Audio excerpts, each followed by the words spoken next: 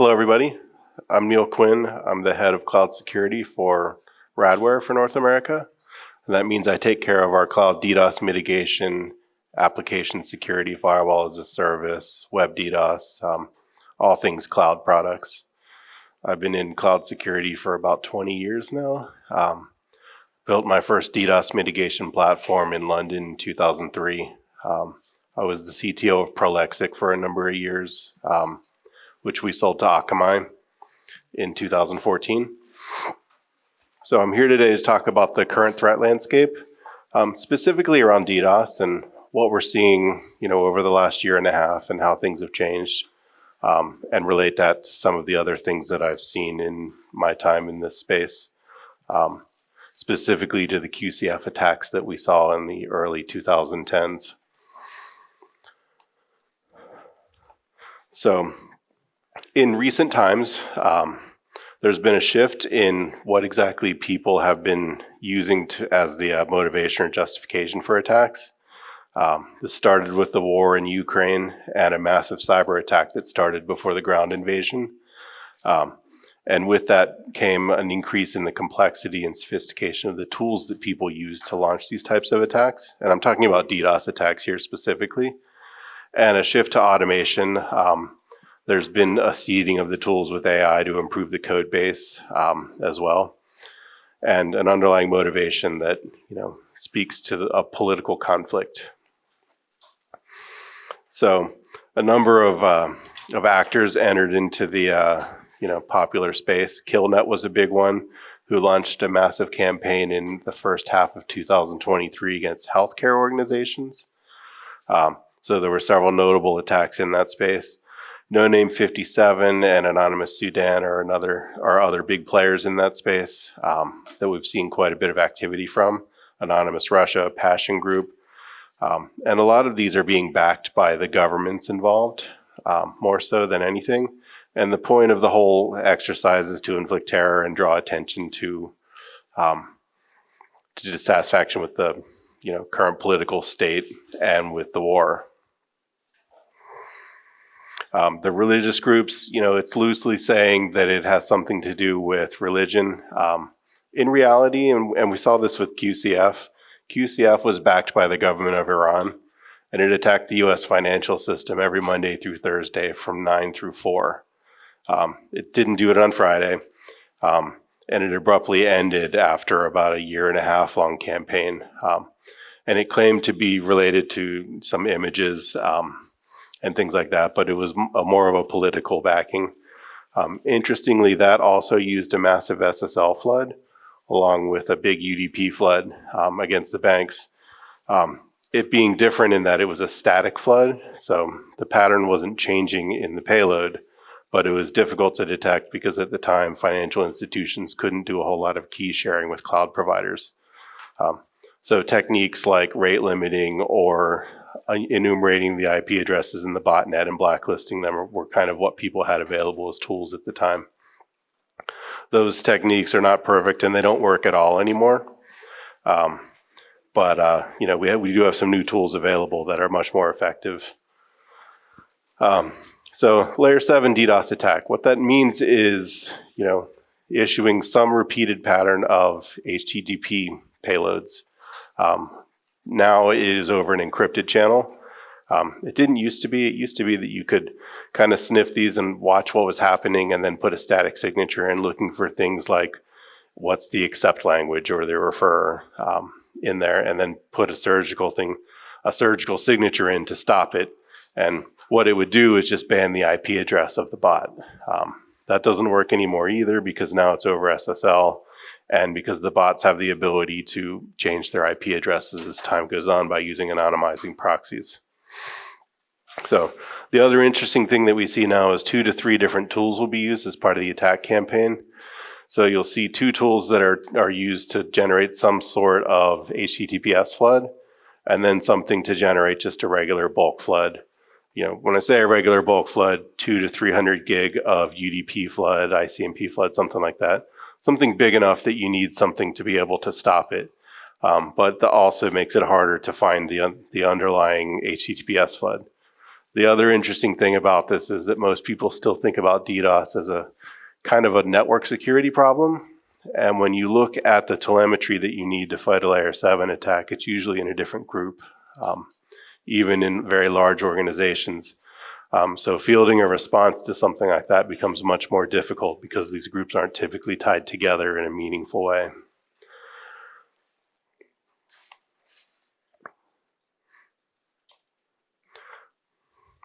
So these are ultra high requests per second. To give you some context, we're in the middle of a fight this week against the largest bank in Israel.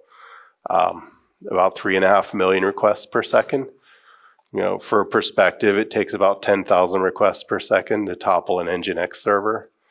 So 3.5 million is way outside of most people's kind of design guides. It's encrypted and it all looks legitimate. And the software comes with different flags and techniques for evading. You can use things like evade Google Shield or Cloudflare as examples. And the switches are built right into the attack software so that it'll breeze right by. Using a CDN to stop it, it will breeze right through because it's not going to be targeting something that can be cached. So you're going to have to apply some more sophisticated detection and remediation. So network-based DDoS detection can't obviously fix a layer 7 assault. That's because the volume is going to be too small. And typically when you're looking at a network detection, you're going to be using something like time series data. So even with minute polling, it's going to be 3 to 4 minutes before you have a meaningful sample in order to be able to spot an anomaly. And the attackers have gotten wise to it anyway, and they change the pattern every 5 minutes or less. So there's no staying ahead of it, and no human-driven solution anymore is going to be able to keep up, which is what a lot of these time series solutions actually did. WAFs don't work because they're looking for some sort of static pattern. This isn't a problem that the WAF was designed to solve in general, so it's not going to work. And rate limiting doesn't work because you'll have to be way too aggressive in order to stop it. And by that point, you will have either let too much by. I'm talking, if you let 0.01% of a large flood by, you're probably going to lose the backend server anyway. And in some organizations, it can take 1 to 4 hours to reboot the entire service to bring the application back online. So the stakes are big. Rate limiting, IP blacklisting don't work anymore. They were great tools 10 years ago, but we've kind of moved past that. And the available mitigation tools need to be able to do this without impacting legitimate traffic. With DDoS, it's always a balance. How much are you going to let by to keep the site up without impacting legitimate users? Because the false positive was always more important. Now the false negative is hugely important because even letting a little bit by at layer 7 is going to be a huge problem. And I have some slides at the end of this that kind of show you visually what all that actually means. So in the US, we're the #2 most attacked country in the first half of 2023. That's not unusual because, we're also the source of a lot of attack traffic. It has to do with the amount of internet connected computers and vulnerable nodes in general. It certainly comes from all over. India, interestingly, is at the top of that list. But we're right up there and always have been.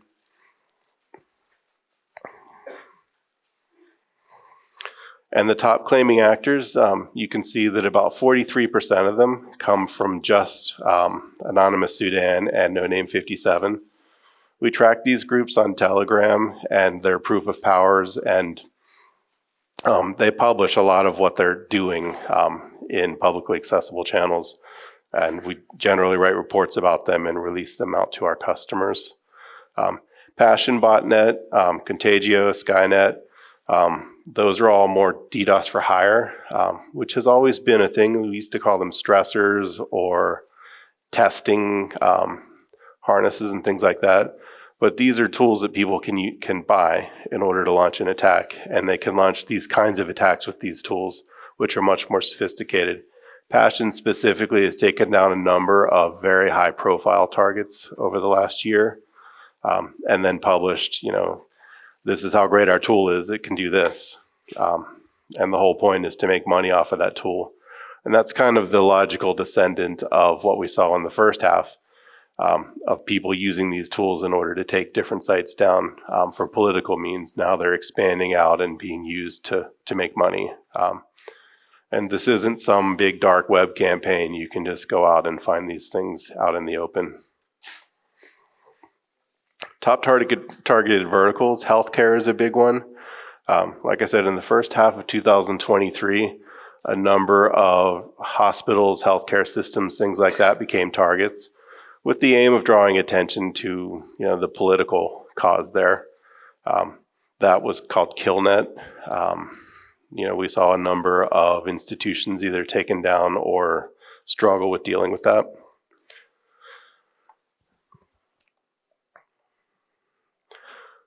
So this is a kind of overview of what exactly that looked like. There was a publication about KillNet that went out to all the healthcare entities in the United States. It's definitely global, but we saw a lot of it here. Do any of you guys work in healthcare, by the way? Okay. So this is kind of what it looks like when you see them publishing the list of targets or exactly what they've been doing. It'll be a long coordination among multiple targets typically. So here's an example here's a kind of list of some of the places they targeted. These are all public information, so this isn't us naming names and customers. But you can see some pretty big names there. Brigham Young, Mass General, UC Health.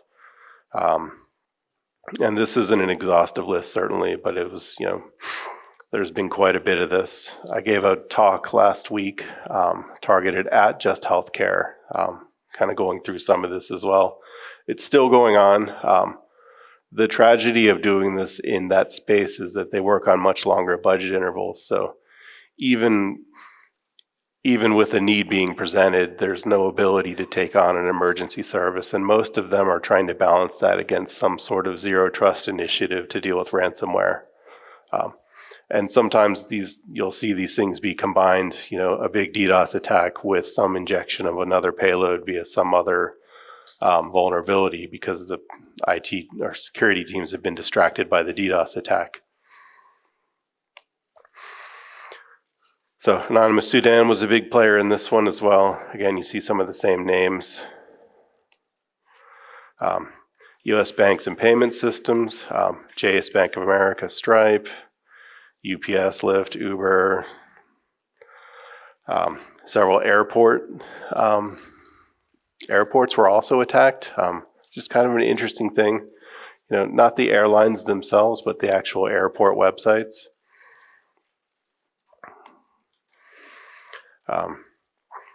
So Twitter, now X, Flickr, Tumblr, various Netflix, Hulu. You can see this is a pretty big list of targets. So an interesting one that we can talk about today is the attack on Microsoft. We can talk about this because they published a lengthy article about it after it happened.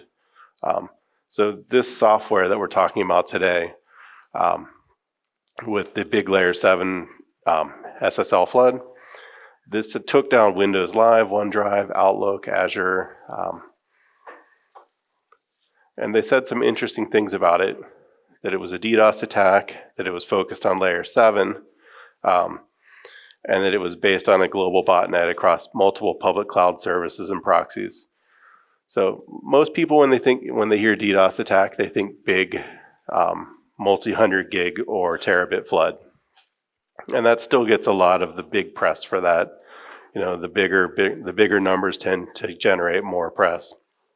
But DDoS attacks happen at layer 7 as well and have now become an application security problem.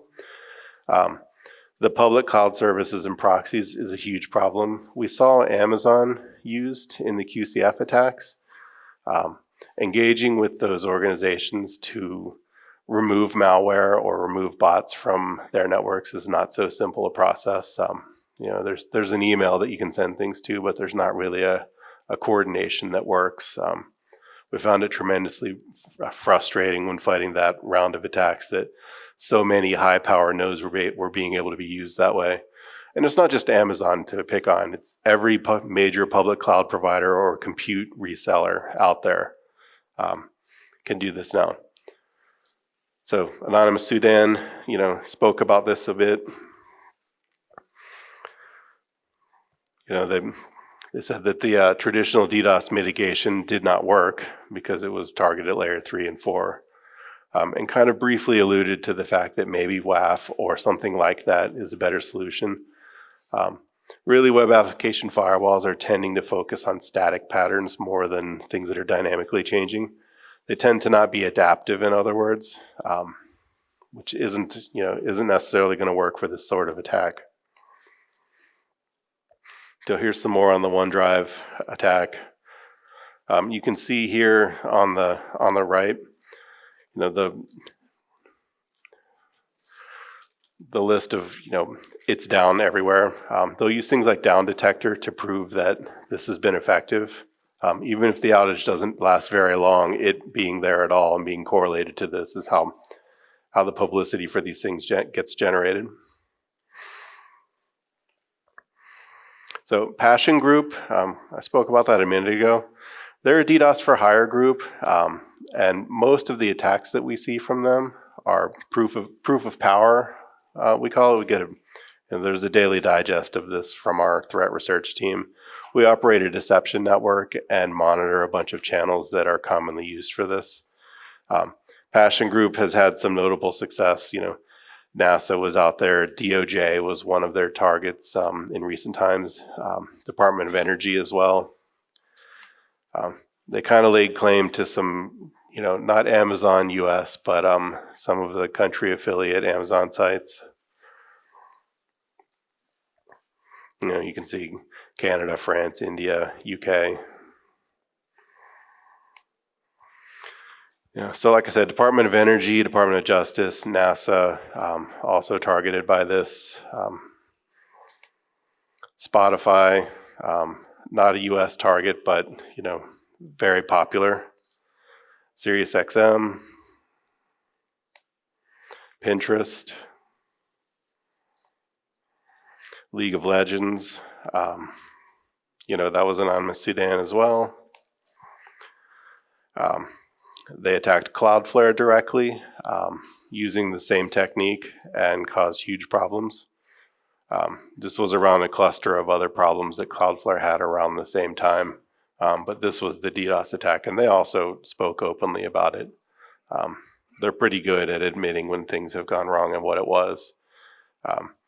But it was notable for the attackers to say that somebody who tries to play in the defensive space there was not able to protect themselves. Here's kind of a laundry list of everyone we've been talking about and a few others. As you can see, it's widespread. A lot of sectors have been targeted. Tier 1 finance has always been a popular target for this, though they are much better fortified for this sort of thing than, say, healthcare, because they've lived through it, 10 years ago. When this first started with QCF, the tier 1 banks were in a much worse place, I guess I'd say. They all had some sort of DDoS defense, usually with their carriers, that really wasn't adequate for a global assault, and that was kind of a best effort in a lot of cases, and at the time I was operating a global defense against this sort of thing.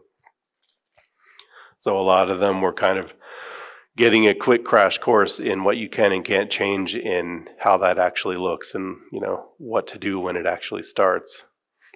They're in a much better place now. Richmond Airport is listed here. That's home for me. So what can you do, I guess, is the big question. You need something that can adapt to this in real time. Automation is key here. And I'm going to talk about something that we do that is slightly different than a lot of the players in this space. But without automation, you're never going to be able to keep up. And trying to drive this with some sort of human-assisted approach just doesn't work anymore. You need something that can adapt quickly, and we're talking sub-minute at this point, and even better. And you need a global footprint to do it, and you need people who have experience dealing with this sort of problem. So when, if I take you back to the war in Ukraine, one of the things that we as a company did is onboard all of the Ukrainian IT assets we could onto our platform and try to help them defend against this. That naturally attracted the attacks to us and also to the state of Israel. Radware is an Israeli company. So, that immediately attracted a whole bunch of that. At this point, we've onboarded most of the country of Georgia, most of Israel's IT assets, and also the Ukraine. The Ukrainian Cyber Command has spoken on our behalf in Israel. When this started, we also didn't quite have the defense we would want to have for this. Typically what you do when you don't have something better is try to use things like bot management and web application firewalling tools. Some people have tried to use CAPTCHA at the beginning from this. While it did work briefly, now there are CAPTCHA farms that have been loaded into the software so that you can just breeze by that too.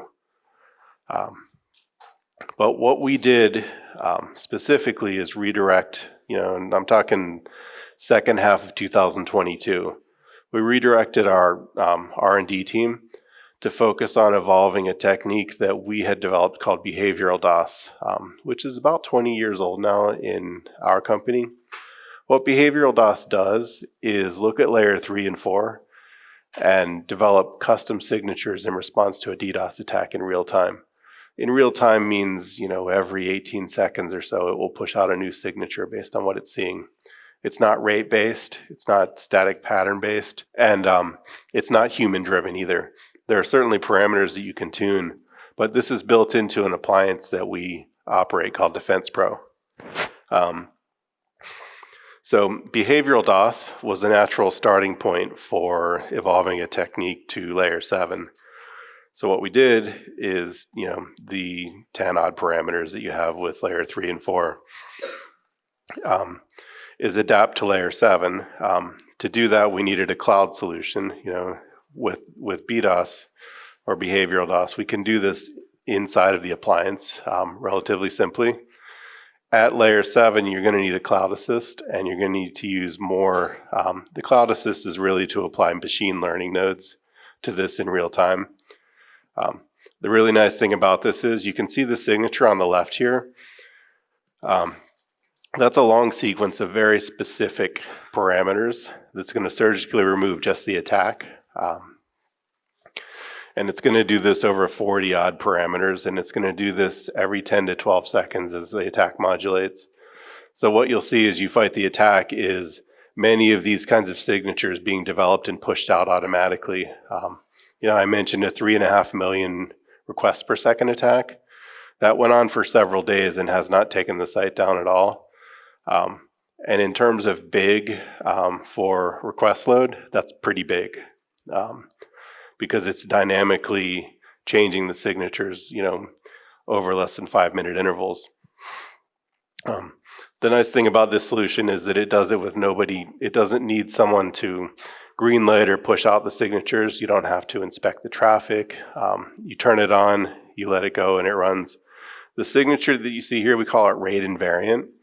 There are rate parameters in the software that really detect when the request load has increased so that it can trigger the rate invariant engine.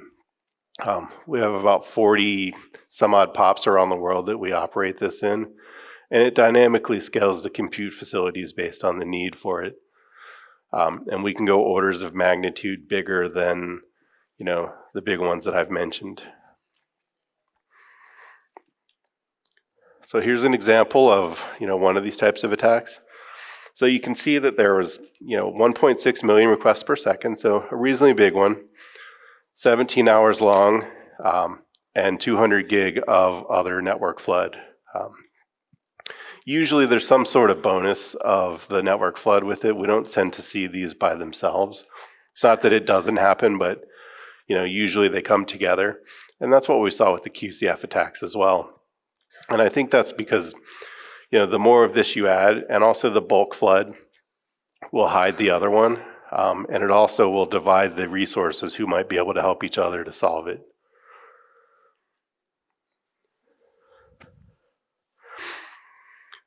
Okay, so if you think about DDoS attacks in general, these web floods are going to drain all of your application layer resources, which are going to be much more expensive and in much more limited supply. Everybody can apply bandwidth to problems, and you can apply reasonably good tools to them, to that in order to solve the problem. Application layer attacks don't really fit the same way.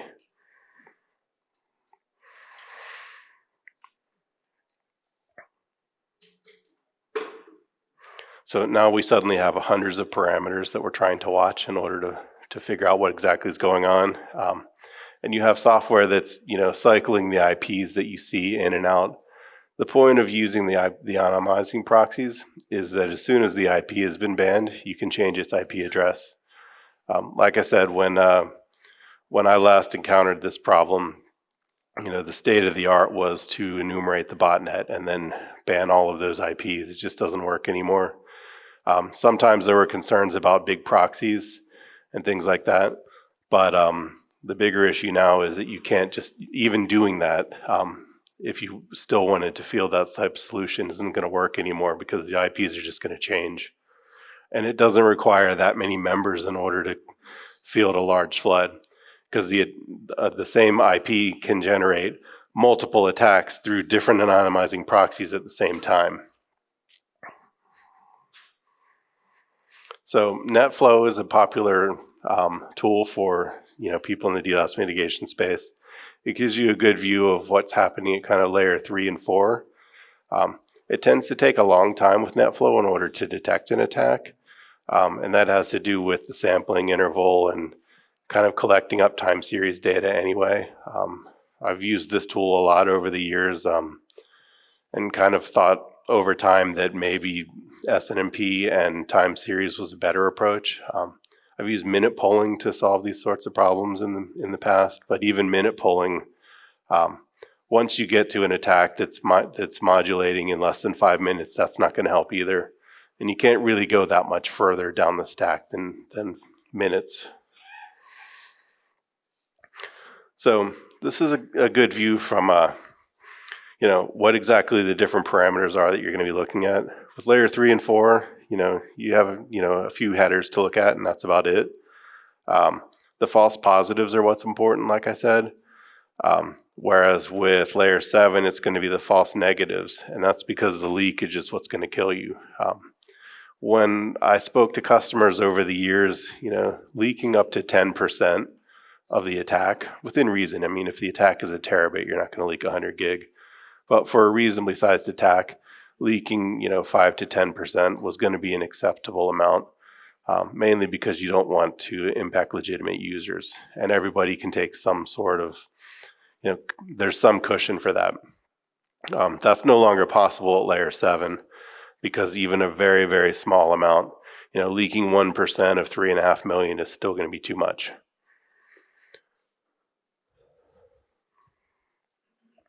So, like I said, it's about 18 seconds to generate a DDoS signature, which is what we're talking about on the top there, and about 10 seconds for the layer 7, what we call web DDoS on the bottom.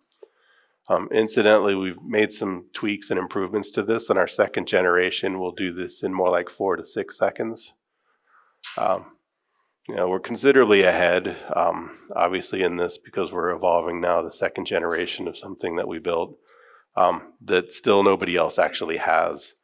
And the reason that we can evolve it is because we found that doing some sampling is still going to be okay in order to catch the attack. So there's a good view of, kind of what you're going to be worried about.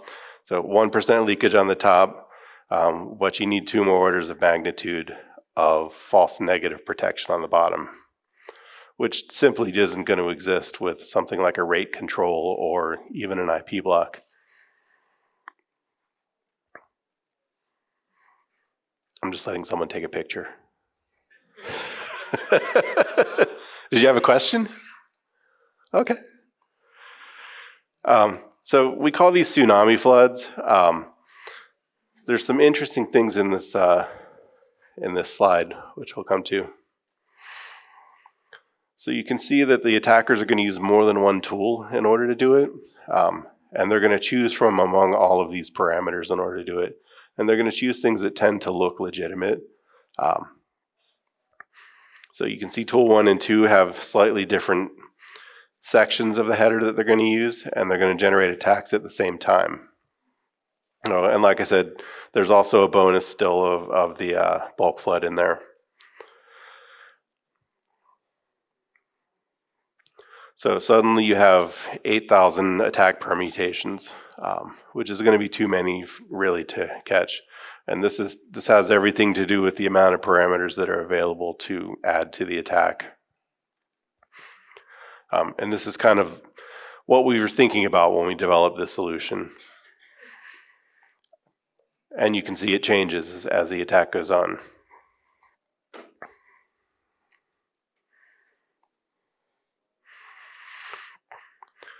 So the highly morphing tools and the volume and statistical coverage that they give you make it impossible to use a network solution for this anymore.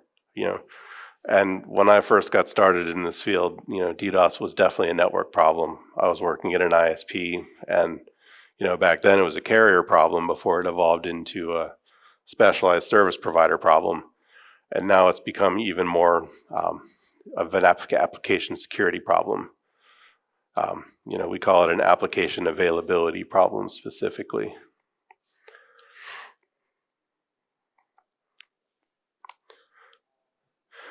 Okay, so that's kind of the threat landscape that we see. I would like to give you guys some time to ask any questions, because we've got a little time here and it looks like everybody's done with their lunch. Yeah. So I have a question. And correct me if I'm wrong here, but in theory, let's say that I'm under attack. 3 web pages, all 3 web pages come through attack. It's hitting Amazon. I'm doubling every single connection for a web page, cloud launch. So I have IP addresses. I start distributing those IP addresses to, let's say, a use IP database or something like that. Before they can move on to the next group, wouldn't we be able to use for that shared knowledge? And I'm thinking about this from the perspective of government, right? I got web pages across me, I got CDSMB, I got cities for organizations. We're sharing that information that we start backpulling those IP addresses as quickly as we can. Would that help us mitigate the issue that we're looking at here? It's going to help, but it's not going to solve it. It takes so little of this getting through to take you down, and that's the problem. That's why I'm saying the enumerating the botnet, which we're talking about, and then sharing the list and dropping it. The IPs change too fast, and it's not coming from a static pool. They're dynamically changing, and the attackers have access to a whole bunch of anonymizing proxies. And every time you hit one down, there'll be 2 more that come up. So it's not that that's not useful, and that kind of information sharing is useful. We operate a feed called active attackers, where we do share, IPs that are commonly used in DDoS attacks and other security abuses. There is a place for that sort of IP reputation data, but it doesn't solve the web DDoS problem. It can help make it better, but it's not going to win. Data, or is that free? Is that something like an RSS feed, like that we can just pull that down continuously, or? It's only for subscribers, customers, yeah. We don't distribute it outside of our customer base. And we generate that data with our own deception network and with our experience in security events in general. You're from a... Police department. Police department, okay. Yeah, believe it or not. Yeah. Okay. Yeah. Have you had some experience with this type of attack yet? Yeah, so I dealt with an organization out of Tunisia during 2020, executed attacks on several departments as well as organizations further up north. And during that period, I went in and essentially found their code that they were using. I was able to figure out which proxies that they had connected. And what they did was they took their code base and then they were pushing it out under like the banner of BLM. So they were like, oh, this is a BLM thing. If you run this software on your computer, what you'll do is you'll support activists in the field. But in reality, what it was doing was it was connecting via proxies to multiple web pages over and over again. And so I created a list of all the proxies that they had off of their list, and then they ended up blocking them, and that helped a couple of places. But yeah, that's cool. Yeah, I remember during the initial anonymous attacks with low orbit ion cannon, we neutered the software so that we could receive the signatures without being part of the attack, and then we just fed them real time into our system. Similar ideas. But those were the easier days, where we could drive things simply.